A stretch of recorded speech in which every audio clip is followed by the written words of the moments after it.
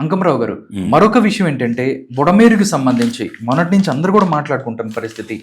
బుడమేరుకి సంబంధించి ఏదైతే వాటర్ని తీసుకొచ్చి కృష్ణానదిలో కలిపారు, మొత్తం చంద్రబాబు నాయుడు ఇంటిని మునక్కుండా అని చెప్పి రకరకాల కామెంట్ చేస్తుంది వైఎస్ఆర్ కాంగ్రెస్ పార్టీ. అసలు బుడమేరు చరిత్ర ఏంటి, అసలు ఎలా ఉంది ఏంటనేది కూడా చాలా మంది దాని మీద ఇంట్రెస్ట్ చూపిస్తున్నారు. అసలు ఏంటి దీనికి బుడమేరు వాగు, దీనికి ఏదైతే ఉందో దీనికి సంబంధించి ఏంటని మాట్లాడుకుంటున్న పరిస్థితి. ఏం చెప్తారు సార్?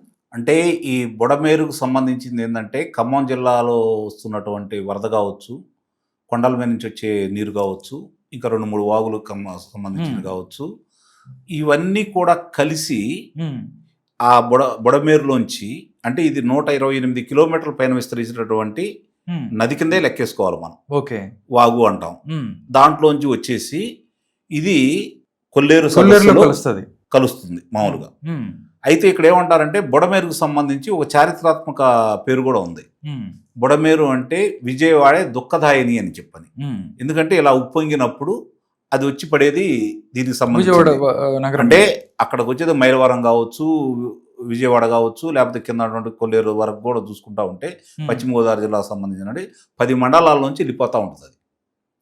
కాబట్టి ఇక్కడ ఏం చేయాలంటే వెలగలేరు అనే చోట రిజర్వాయర్లు, అంటే దీనికి డైవర్షన్ స్కీమ్కి ఆ రోజు 1956 నవంబర్ 4వ తారీఖు నాడు ఆ రోజు అల్లూరి సత్యనారాయణరాజు గారు అని చెప్పని లోక్సభ సభ్యుడి చేతుల మీదుగా కేఎల్ రావు గారి ప్రణాళికతోటి, ఆయన గురించి మనం ప్రత్యేకంగా చెప్పుకునే ఉంది. అవును, ఆయన ఈ జలాలకు సంబంధించి ఆంధ్ర రాష్ట్రం ఈరోజు ఇలా ఉందంటే నాగార్జున సాగర్ కావచ్చు, ఆయన ప్రభుత్వ ప్రణాళికతో రచించి ఆయన మార్గదర్శకం చూపించేసి చేసినటువంటి ఎన్నో కార్యక్రమాల్లో ఇది కూడా ఒకటి. ఆ రోజు జరిగింది. ఇది 1956లో శంకుస్థాపన జరిగితే తర్వాత 1974 కానీ పూర్తి కాలేదు అది. అంటే ఇక్కడ గుర్తుపెట్టుకోవాల్సింది ఏంటంటే ఆ ప్రవాహం వచ్చేటప్పుడు ఆ ఉధృతిని తప్పించాలి అంటే ఏం చేయాలనే దాని మీద ప్రభుత్వాలు కొంచెం నిర్లక్ష్యం చేసిన మాట మాత్రం నిస్సందేహంగా వాస్తవం. కారణం ఏందయ్యా అంటే ఈరోజు విజయవాడ ఈ విపత్తు రావడానికి కారణం కూడా ఇంత సాంకేతిక పరిజ్ఞానం అందుబాటులోకి వచ్చిన తర్వాత ఇప్పుడు దీనికి సంబంధించి కొంత కొల్లేరు సదస్సులోకి, కొంత పోలవరం కుడి కాలువలోకి మళ్ళిచ్చేసి కృష్ణానదిలో కలపడం కోసం చేయాల్సినటువంటిది కార్యక్రమం ఇది. దాని నిర్లక్ష్యానికి ఈరోజు జరిగినటువంటి విపత్తు ఇది. దాని నిర్లక్ష్యం కూడా 2019 నుంచి 2024 వరకు ఎక్కువే జరిగింది. కారణం ఏంటంటే ఆ వెలగలేరు, రెండోది ఏంటంటే కౌలూరుకు సంబంధించి నిన్న రైతులు ఈ విపత్తు సంభవించినప్పుడు ఆ గేట్లను ఎత్తి పక్క పంపించే కార్యక్రమం చేయడానికి చూస్తే అక్కడ పని చేయకపోతా ఉంటే ఆ గేట్లు లిఫ్ట్ చేయడానికి అవ్వట్లేదు అక్కడ ఉన్నటువంటి ఏ రోజన్నా మరమ్మతులు చేయించేసి ఏదైనా కాసినిస్తే ఏదైనా వర్క్లు చేస్తారు. అక్కడ సాంకేతికంగా చూసే వ్యక్తి కూడా అందుబాటులో లేకపోవడం వల్ల 6-7 గంటలు రైతులు అక్కడ నుంచి 100 మంది పైన వచ్చేసి ఈ 2 గ్రామాల నుంచి వాళ్ళు ఎత్తినందువల్ల కొంత తప్పింది. ఓకే, కొంత నష్టం తగ్గించిన పరిస్థితి, అక్కడికే జరగాల్సిన నష్టం జరిగిపోయింది. అంటే ఇక్కడ గుర్తుపెట్టుకోవాల్సింది ఏంటంటే ప్రజలు చాలా మంది ఏమనుకుంటున్నారు, బుడమేరు ప్రజలు ఎక్కడైతే ఉంటున్నారో వాళ్ళ మీదకి వచ్చి మమ్మల్ని ముంచేసిందని భావిస్తున్నారు కదా. ఇక్కడ అర్థం చేసుకోవాల్సింది అంటే ప్రజలు బుడమేరు వచ్చి మిమ్మల్ని ముంచలా, మీరెళ్ళి బుడమేరులో ఉండారు. ఆ రోజు బ్రిటిష్ వాళ్ళు ఎక్కడ కూడా ఇక్కడ కట్టడాలు కట్టకూడదు, ఇబ్బంది పెట్టకూడదని చెప్పని దాన్ని తీసుకొచ్చి చేస్తే మనం వచ్చిన తర్వాత భారతీయులు అయి ఉండి మనం వచ్చిన తర్వాత ఆ భూములకు సంబంధించి లేకపోతే ఆ ప్రవాహానికి అడ్డుకట్ట వేస్తూ అక్రమ నిర్మాణాలు చేస్తూ అక్కడ నివాసాలు ఏర్పరచుకున్న వల్ల ప్రకృతిని మనం విధ్వంసం చేస్తే ప్రకృతి ఏ విధంగా మన మీద కోపంతో చేస్తనే దానికి ఎన్నో ప్రళయాలు చూసాం మనం. అయినా సరే మనలో మార్పు రావట్లేదు, తాత్కాలికంగా ఆలోచించుకుంటున్నాం. ఆ జరుగుతున్న విధ్వంసానికి ప్రభుత్వాలు కూడా సహకరిస్తున్నాయి. ఇక్కడ ప్రభుత్వాలను కూడా నేను సమర్థించట్లా, ఏ ప్రభుత్వం అయినా సరే ఎంతో కొంత సహకరిస్తుంది బట్టే ఇవన్నీ జరిగినాయి అని చెప్పి నేను భావిస్తున్నాను. ఇప్పుడు ఈ ప్రభుత్వం ఈ రోజు మంచి అవకాశం వచ్చింది చంద్రబాబు నాయుడు గారికి. సహజంగానే ఆయన చూశాడు, హుదూదు చూశాడు, ఇప్పుడు ఇది కూడా చూశాడు, దీన్ని కూడా ఈయన దాన్ని నిస్సందేహంగా కూడా ఆయన చేస్తారని అయితే నేను భావిస్తున్నాను. చెయ్యాలి కూడా, శాశ్వత పరిష్కారం చెయ్యాలి అంటే ఈ అక్రమ కట్టడాలని, ఈ లేఅవుట్లని పూర్తిగా తొలగించాలి. ఓకే, 2019 నుంచి 24 సంవత్సరంలో విజయవాడ పశ్చిమానికి సంబంధించిన ఎవరైతే వెల్లంపల్లి శ్రీనివాస్ ఉంటారో వాళ్ళతో కలిసి చాలా లేఅవుట్లు వేయించిన పరిస్థితి. అదేనండి. ఇప్పుడు ఇంకోటి ఇక్కడ ఏం జరుగుతుందంటే, ఇక్కడ జరుగుతున్నటువంటి ఈ విధ్వంసానికి ఏ విధమైతే ఇప్పుడు ఈ ప్రకృతి కూడా సహకరించిందో, ఇప్పుడు దాని కట్టడాలను మొత్తం నిర్మమాటంగా తీసేసేసి ఓకే రాజకీయ నాయకులు వస్తే వాళ్ళని కూడా వాళ్ళేసి ఉతకాల. ఇక్కడ జరుగుతుంది ఏంటి, రాజకీయ నాయకుల ప్రమేయం, అధికారులే కదా కలిసే కదా చేసింది ఇది. దానికి ప్రభుత్వాలు సహకరిస్తేనే కదా ఈ కాలనీలు ఏర్పడటం కానీ, లేకపోతే ఈ లేఅవుట్లు కానీ, ఈ అక్రమ కట్టడాలు కానీ ఏర్పడ్డాయి.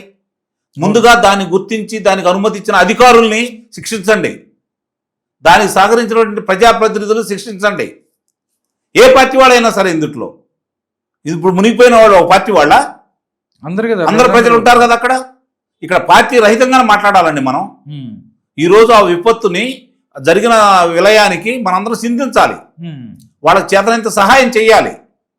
దాన్ని మర్చిపోయి ఇప్పుడు వికృతంగా ఈ రాజకీయ ప్రమేయాలు తీసుకురావడం ఏంటి, నువ్వు చేసిన కార్యక్రమం ఏంటి? ఈరోజు కృష్ణలంక వరకు చూసుకున్నా కూడా రిటైనింగ్ వాళ్ళు కట్టారు కదా, అవును. దానికి సంబంధించి అనుమతులు ఇచ్చింది ఎవరు? మొట్టమొదటి దీని గురించి బయటకు తీసుకొచ్చింది ఎవరు? కిరణ్ కుమార్ రెడ్డి గారు. ఆయన దిగిపోయే 6 నెలల ముందు దీనికి అనుమతులు ఇచ్చారు, కానీ పనులేం ప్రారంభం కాల.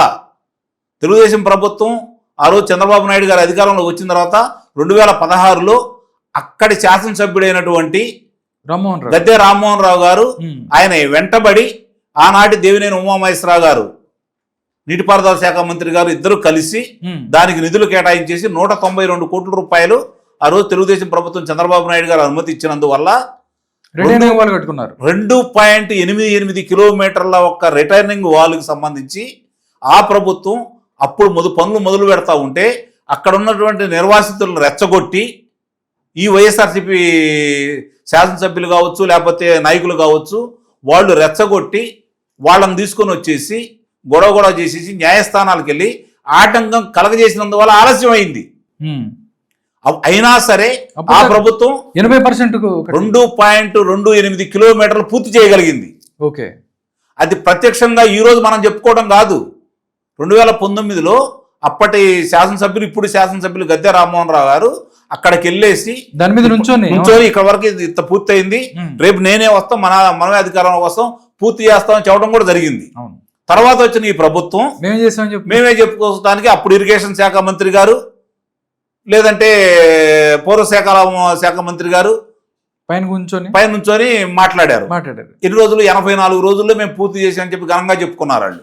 84 రోజుల్లో నువ్వు 80% లేదా 90% పూర్తి చేస్తే మేబీ కొద్ది గొప్ప నువ్వు ఏదో సిమెంట్ వేసి ఉంటావు, కానీ పరిపూర్ణంగా చేశారా ఇప్పటికైనా సరే? ఎన్నాళ్ళు పట్టింది మీకు? ఎందుకు చేయలేకపోయారు?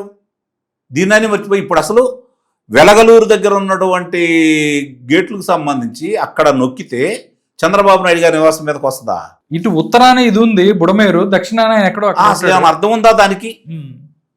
అంటే మాట్లాడాలి కాబట్టి ఏదో ఇప్పుడు ఇందాక మీరు ఒకటి గురించి ఉదాహరించారు, ఆ పేరు ఉచ్చరించాలంటేనే నాకు అసహ్యం వేస్తుంది. పర్లేదు సార్, జనాలకు మనం చెప్పాలి కాబట్టి మనం చెప్పాలి సార్. అదే అండి, ఇప్పుడు మీరు మాజీ మంత్రి రోజా గారి గురించి కదా మీరు మాట్లాడింది. అవునండి, అసహ్యం వేస్తా ఉంది.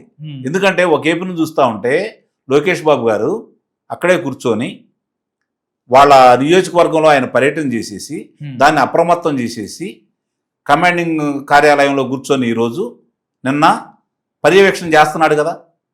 అలాగే పవన్ కళ్యాణ్ గారు కూడా చేస్తానే ఉన్నారు కదా. 75 సంవత్సరాల వయసు ఉన్నటువంటి చంద్రబాబు నాయుడు గారు 22 కిలోమీటర్లు జేసీబీలో కూర్చొని ప్రయాణం చేశారు నిన్న. కళ్ళు కనపట్టలేదా? చెవులు కనపట్టలేదా? మనుషులు కాదా మీరు? నిస్సందేహంగా చెబుతున్నానండి, వీళ్ళైతే మనుషులు కాదు. ఈ మాట్లాడే వాళ్ళు ఎవరు కూడా మనుషులైతే కాదు నా ఉద్దేశంలో. కళ్ళ ముందు కనపడుతున్నాయ్యా, ఆ పనులను ఆదుకోండి, ఆ పన్ను ఆస్తం అందజేయండి వాళ్ళకి, వాళ్ళ స్వాంతన చేకూర్చండి, తర్వాత రాజకీయాలు మాట్లాడుకోండి. మీరు ఎన్ని గేంకారాలు చేసినా ఎన్ని చేసినా 2029 దాకా మీరు ఏం చేయలేరు కదా. మీరు పగలబొడిచేది అయితే ఏమి లేదు కదా. మీరు ఎక్కడో కూర్చున్నారు. ఈ మహా నటిమణి ఎక్కడ కూర్చున్నారు నిన్నటిదాకా? ఏమైపోయారు? ఎక్కడో చెన్నైలో తిరుగుతుంది కదండి, విదేశాల్లోకి వెళ్ళింది. విదేశాల్లో కూడా తిరిగి వచ్చింది. అవును, అక్కడ అయిపోయింది కదా. మరి ఆమె మాట్లాడితే ఎలా? ఈరోజు జరుగుతున్నది ఏంటి? జరుగుతున్న విపత్తుకు వాళ్ళు ఏ విధంగా సాయం చేస్తున్నారు? రోజా కనీసం కాదండి ఒక పైసా డబ్బులు ఇచ్చిందండి. ఎవరు ఇచ్చారండి? వాళ్ళు ఎవరు ఇచ్చారు చెప్పండి. ఇప్పుడు కొన్ని లక్షల మందికి ఆహారం కొంతమంది అందిస్తున్నారు. అక్షయ్ పాత్ర కావచ్చు, లేకపోతే దివిస్ మురళి గారు కావచ్చు, ఓటర్ల వాళ్ళు కావచ్చు, రకరకాల వాళ్ళు అందరూ వచ్చేసి ముందుకొచ్చి చేస్తూ ఉన్నారు. దాంట్లో మీరు ఎంతమంది సాయం చేశారో చెప్పుకోండి, మేము కూడా అభినందిస్తాం, ప్రజలు అభినందిస్తారు. నిజంగా వాళ్ళ అమ్మో ఇంత సేవా తత్పరులను మనం ఓడించామని చెప్పని ప్రజలు బాధపడతారు కదా.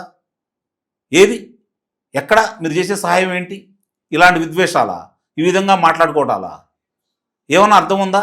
ఆ అధినాయకుడు కావచ్చు, ఆ నాయకులు కావచ్చు, లేకపోతే రోజా గారు కావచ్చు, ఏమన్నా మాట్లాడేదానికి ఒక అర్థం పరమార్థం ఏమైనా ఉండాలి కదండి. ఇంత నీచ నికృష్టులు కాబట్టే కదా ప్రజల్ని మనం దూరంగా కూర్చోబెట్టింది. మానవ రూపంలో ఉన్నటువంటి దానవులు వీళ్ళు, పశువులు. నేను చెబుతున్నాను, ఈ విధంగానే చేస్తారు వాళ్ళు. అంతకంటే గొప్పగా చేస్తారని మనం ఏం భావించాల్సిన అవసరం అయితే లేదు. కానీ వీళ్ళకి ఇన్ని కాళ్ళు వస్తున్నాయి అంటే ఈ ప్రభుత్వం వైఫల్యం. వాళ్ళు చేసిన అకృత్యాలకి, వాళ్ళు ఈ ఆంధ్ర రాష్ట్రానికి చేసిన విధ్వంసానికి సాక్ష్యాధారాలు కళ్ళ ముందు కనపడతా ఉన్నా కూడా మీరు వదిలేస్తున్నారు, ఇంకా ఉపేక్షించి చూస్తా కూర్చున్నారు కాబట్టి ఇన్ని నోరులు లేవుస్తున్నాయి.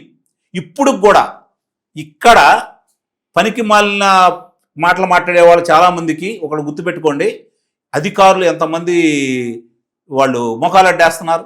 చివరికి ఆహారాలు అందించే విషయంలో కూడా గారు మాట్లాడారు. ఒక మంత్రి గారు స్వయంగా ఎవరైతే అధికారులు అక్కడ పనులకు ఆటంకం కలగజేస్తున్నారో వాళ్ళందరి పేర్లు కూడా ఇచ్చారు కదా. అంటే ఇంకా అలాంటి అధికారులు వాళ్ళు ఎవరండి? పనికి మాలినాళ్ళుగా మీరు పని చేయడానికి మీకు అర్హత లేదని చెప్పని పక్కన కూర్చోబెట్టిన వాళ్ళని తీసుకొచ్చి మళ్ళీ ఇక్కడ నియమిస్తారా? వాళ్ళే పని చేయనిస్తారు వాళ్ళకి. అంటే ఇంకా ఆ వైసీపీ వాసనలు పాని వైసీపీకి మేలు చేసి రాష్ట్ర ప్రజలకు అన్యాయం జరిగినా పర్లేదు, వైసీపీకి మేలు చేయాలనుకునే అధికారుల్ని ఇంకా ఉపేక్షిస్తుంది తప్ప కాదా? 100% తప్పు కదా. ప్రజలు తిరగబడే ప్రజలు అదేనండి నేను అనేది. ఇప్పుడు ప్రజలు కడుపు మంటతోటి ఉన్నారు, వాళ్ళని మీరు వదిలిపెట్టారని చెప్పని ఇంకా వాళ్ళకి విధులు అప్పచెప్పడం ఏంటి? వాళ్ళని తీసుకొచ్చి ఇక్కడ కూర్చోబెట్టడం ఏంటి? తప్పు కదా ఇది. నిస్సందేహంగా ఈ ప్రభుత్వం చేస్తున్న అంత శ్రమ కూడా బూడిదలో పోసిన పన్నీరు అవుతానే ఉంది కదా. చంద్రబాబు నాయుడు గారు కావచ్చు, ఒక మంత్రి గారేమో ట్రాక్టర్ నడుపుతూ ఉంటే ఓ పక్కన బైపాస్ సర్జరీ చేయించుకున్నటువంటి నారాయణ గారు కూర్చున్నారు ఆ ట్రాక్టర్ మీద, ఓ పక్కనే హోంశాఖ మంత్రి గారు కూర్చున్నారు. మంత్రులు వచ్చి పనిచేస్తామన్నారు. జనవరుల శాఖ మంత్రి గారేమో కన్నయ్య నాయుడు గారిని తీసుకొచ్చేసి ఎక్కడేం జరిగింది చూస్తానే ఉన్నాం. నిన్న కొట్టుకొచ్చిన బోట్లు రంగులు చూడండి. అవును, 67, 69 కానాల దగ్గర ఉన్నటువంటి ఆ బోట్లు చూడండి ఏ రంగుల్లో ఉన్నాయి, ఎక్కడ అయ్యి. అది కూడా నాకు అనుమానం వేస్తానే ఉంది, ఏమన్నా కావాలని చెప్పి పోయినసారిలాగా ఇలా చేశారా అని చెప్పని. ఇవన్నీ కూడా లోతుగా పరిశీలించాలి. ఈరోజు ఇంకోటండి 154 మంది గర్భిణీ స్త్రీలని సురక్షిత ప్రాంతాలకు తరలించింది ఈ ప్రభుత్వం. హ్యాట్స్ ఆఫ్ అండి నిజంగా. అంటే ఇప్పుడు 25 శిబిరాలను ఏర్పాటు చేశారు కదా, పర్యవేక్షణ చేస్తూనే ఉన్నారు కదా. 17,000 మంది పైన ఈరోజు వైద్య సహాయకారాలు అందజేస్తూనే ఉన్నారు కదా. అక్షయ్ పాత్రకు సంబంధించి అక్కడ వాళ్ళకి ఆహార పొట్లాలు కట్టే చోట వాళ్ళకి సంఖ్య తక్కువగా ఉందని చెప్పని రమ్మంటే 450 మంది వచ్చేసి ఈరోజు అవన్నీ కడతా ఉన్నారు. అక్కడ ప్రజలు స్వచ్ఛందంగా ముందుకు చేస్తున్నారు. సిగ్గుండాలి కదండి వీళ్ళు మాట్లాడే వాళ్ళు, సిగ్గుండాలి కదా. సిగ్గు శరం ఉంది అసలు వీళ్ళకి సాంఘిక బహిష్కరణ చెయ్యాలి అండి. ప్రభుత్వం కూడా ఇప్పుడు కళ్ళు తెరవాలి, నిస్సందేహంగా కళ్ళు తెరవాలి. ఆ పార్టీ ఈ పార్టీ అని చూడకూడదు. ఈ ఆక్రమణలకి ఎవరైతే ప్రోత్సహించారో, ఎవరైతే పాత్ర ఉందో వాళ్ళందరూ అసలైతే పార్టీ నుంచి దూరంగా నెట్టేయాలా.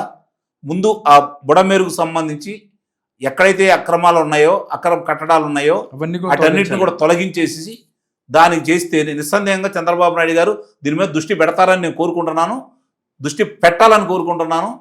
అప్పుడే ఈ జాతికి ఆయన మేలు చేసిన వాడు అవుతారని చెప్పి నేను భావిస్తున్నాను. Okay, thank you so much.